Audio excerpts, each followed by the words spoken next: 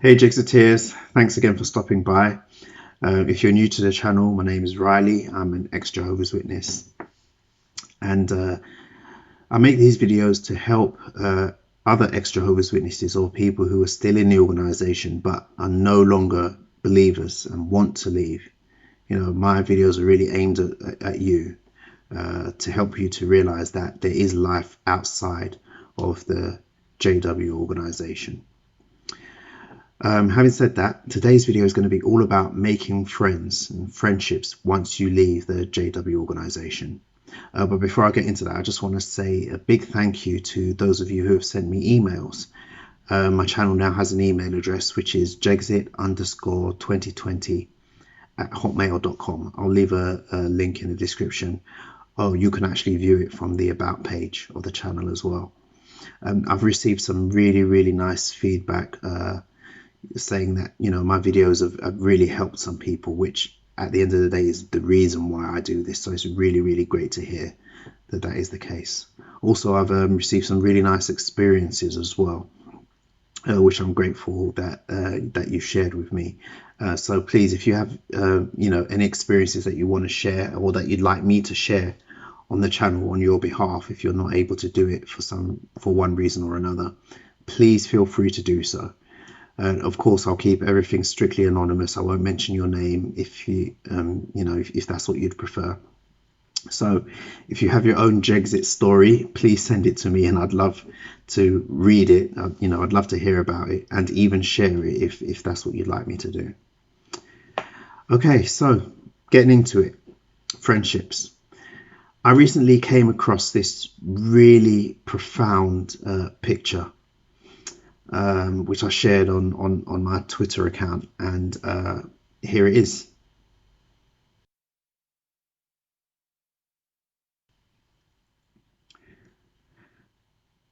Now, if you're not familiar with Jehovah's Witness literature or artistry from the literature, this picture is taken, if memory serves, from the My Book of Bible Stories publication, which was I'm not sure when it was first published, but I remember reading it as a kid. I owned a copy, and it was aimed at children, and it was basically just an introduction into the Bible and Bible characters and Jehovah's Witness doctrine. So this image depicts the story of the Good Samaritan. If you're not familiar with that parable from the New Testament, it's about a man who was traveling, and he was attacked and robbed by thieves, and severely beaten and left for dead on the roadside. And while he was lying there, a priest comes past, an Israelite or Jewish priest comes past, ignores the man, avoids him, and just leaves him on the roadside for dead. And then a lawyer comes past and does exactly the same thing. But then a third man comes past who is a Samaritan, and this man actually cares for him, tends to his wounds, looks after him, provides him with accommodation and, you know, and money for his care. And the reason why this story was used and why the last man was a Samaritan is that the Jews and the Samaritans did not get along, very much like Jews and Arabs, you know, today from various places around the world. So this story was meant to teach people about being a good neighbor and being neighborly, because at the end of telling the parable, Jesus said which one of the three men really acted as a neighbor, because, you know, one of the commandments in the Bible or in the Mosaic law is to love your neighbor as yourself. So it was like, which one of these men acted as a neighbor? And it was the Samaritan, who Jews of the time wouldn't really consider to be their neighbors. So the whole point of the story is that being neighborly doesn't just mean looking after your own. It doesn't just mean looking after your own. It means looking after people who you wouldn't necessarily consider part of your group. Okay, now that's very interesting, because Jehovah's Witnesses do not do that. Jehovah's Witnesses do not do that at all. I mean, there's a scripture in the Bible that says, by this all will know that you are my disciples if you have love among yourselves. And in all honesty, Jehovah's Witnesses generally do have a lot of love among themselves. It's a conditional love. It's all contingent on the the premise that you continue to be one of Jehovah's Witnesses. It's a conditional love. But for the most part, I mean, when I was a Jehovah's Witness, I didn't feel that there was a lack of love generally in the organization. It was generally a loving place. But as I said, that love doesn't extend beyond the borders of the organization. It just doesn't. So it's really ironic that Jehovah's Witnesses made this image and put this in the Bible storybook to teach children the lesson of being neighborly and being loving to people, to others. It's very, very ironic, because the witnesses actually contradict that completely. Now, what's also interesting about this image, obviously it's been doctored from the original publication. So it says, like, for the first person walking away, it says that person was Jehovah. The next person was family. And then the person who originally posted this image wrote me on the top of the person who was robbed. And then worldly people on top of the Good Samaritan who was looking after him. And I can really, really relate to that a lot. If you've watched my very first video, you'll know that when I left, when my marriage broke down, I had nowhere to go. I was homeless. Now, that was intentional. Okay, I intentionally made myself homeless because I was still mentally in the organization. I was still attending meetings at this point, and I still believed that it was the truth. And although I felt like this was the only decision I had to leave my marriage, I felt that I had no choice, that it was something that I had to do. I knew that it wasn't on what Jehovah's Witnesses accept as scriptural grounds. Now, when you do something in the Jehovah's Witness organization, something that if you make a decision that will be frowned upon without scriptural grounds, you are responsible for it. But other people would then be frowned upon if they supported you in that decision. So there was at least one person in my congregation who offered me some place to stay, but I refused it because he was an appointed man in the congregation, and I was leaving my marriage without scriptural grounds, and I didn't want him offering me a room in his house to be seen as supporting that decision, which would then reflect on him negatively. It could even have led to him losing his responsibilities in the congregation, and I didn't want that. I didn't want to put any active witness in that position. This was my decision that I was making, knowing the spiritual consequences, that I didn't have scriptural grounds, and I didn't want anyone else to suffer in the slightest from that decision. There was, one of my friends offered me, a place to stay as well, and I refused it on the same grounds. And also, I have a Jehovah's Witness mother, and I know that I could have gone to stay with her, but I didn't, for the same reason.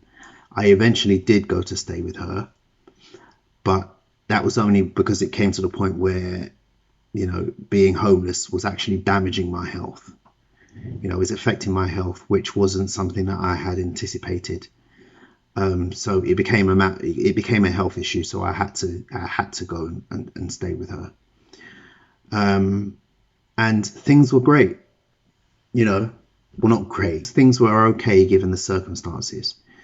We got on well. She offered me emotional support. But that all changed when I was disfellowshipped, and not immediately after I was disfellowshipped, but after the elders in her congregation spoke to her about my living in her house while disfellowshipped and not trying to make my way back to the organization. And that's when everything changed, and in that time, in that moment, that's when I became the Samaritan in that picture that I just showed you. Because it was worldly people, worldly friends and acquaintances that I had that really, really showed me a superhuman amount of care and consideration at that point. And I can honestly say that was probably the start of my waking up. That was the start of my waking up, because it baffled me that worldly people that I've been taught all this time. I never really fully believed it to the degree that it's taught, how bad worldly people are. Well, I don't like using that term, non-witnesses, how bad non-witnesses are. But now I was receiving first-hand experience of non-witnesses going above and beyond to help me when I was in a crisis. The kind of help and, emotional support and assistance that I believed only existed within the Jehovah's Witness organization. No word of a lie. I had people wash my clothes for me. I had people give me clothes. I had someone who literally sat down and cried with me, when I was going through all of this turmoil. Meanwhile, before I was disfellowshipped, while I was homeless, I was literally sleeping in my car. Not one of the elders in my congregation, actually one elder in my congregation did, but the two elders that I was in, frequent contact with, and plus the presiding overseer, not one of them sent me a text message to ask me how I am, to ask me how I'm coping with being homeless, how I'm coping with sleeping in my car, whether or not I'm, in good health.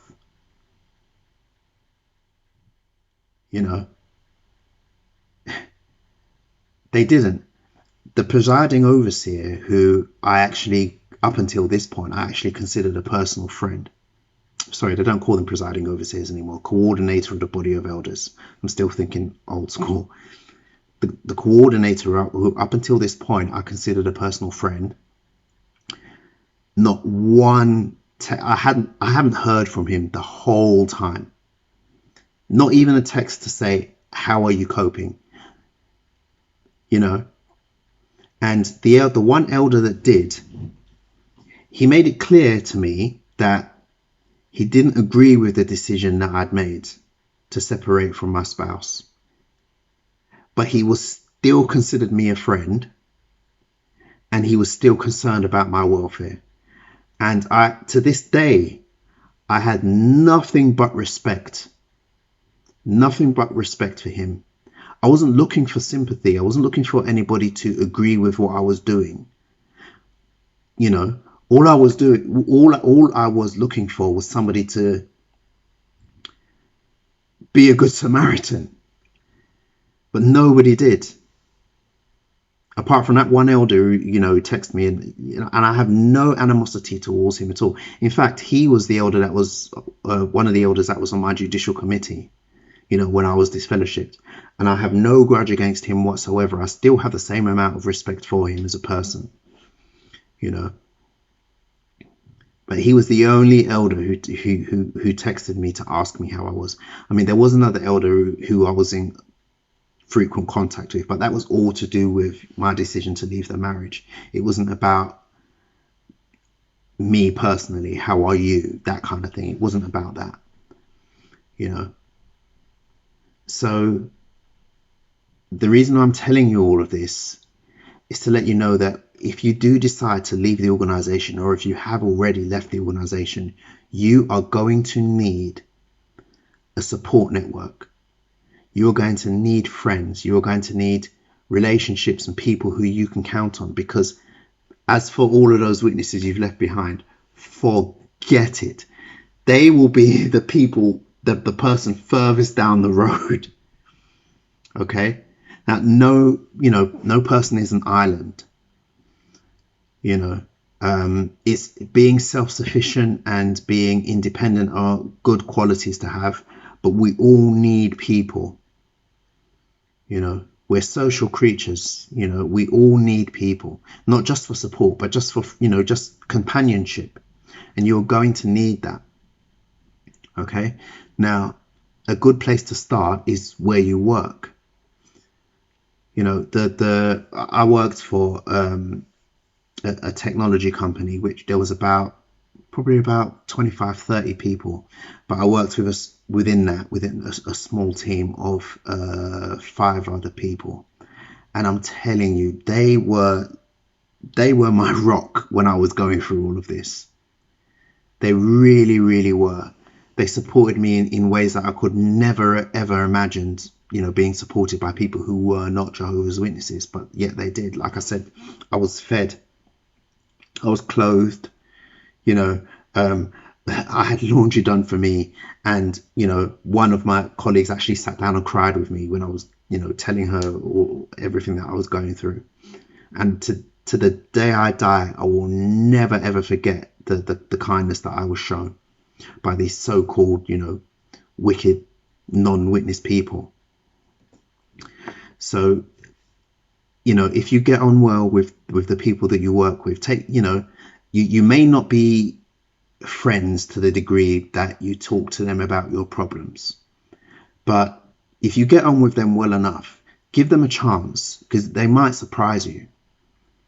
You know, give them a chance. I'm sure you've heard the saying, to have a friend, you have to be a friend. Try being a friend to people that you're comfortable being, you know, cultivating that kind of relationship, and see what happens. You know, that really, really helped me. It helped me in infinite ways, in infinite number of ways. And I don't work at that job anymore, but I'm still really, really good friends with those people. And if it weren't for this stupid global situation, I don't want to say the P word, because YouTube. But if it wasn't for this situation where people, you know, can't go out and socialize to the degree that they used to, you know, we would meet up regularly, you know, and socialize, and, you know, and really, really enjoy that. You know, but we still keeping, you know, contact with each other, and I still talk to them about what I'm going through, and you know, some of them even watch my videos, which is great. So start building up a support network. You're really, really going to need it. If you've only recently left, or if you're thinking about leaving, or if you've, you know, made the decision that you are going to leave but just haven't done it yet, you are going to need friends. You know, and regardless of what you've been taught and what's been indoctrinated in you, you can find decent people outside of the Jehovah's Witness organization. You can. It's possible. Think about it. If people in the world generally were as bad as Jehovah's Witnesses make out, the world would just not function. It would be like, you know, that movie, The Purge. You know, that's how the organization characterizes people on the outside. But nothing could be further from the truth. Of course, you will get people, there are people that are like that. You know, we all know that, you know, bad things do happen. But by and large, people are not generally like that. Or society would just collapse. But it doesn't. You know, most people that you encounter are law-abiding citizens who are not hell-bent on doing you harm. And on the opposite extreme, some of them are really, really nice people who would bend over backwards to help you. You know, I've encountered that personally myself, and I have no doubt that you can too.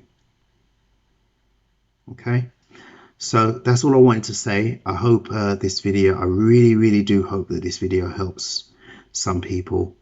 Feel free to please email me. I'll leave my email address in the video description. You know, if there's any way that I can help you, please reach out to me and I'll do the best that I can. Thanks for watching, and I'll see you in the next one.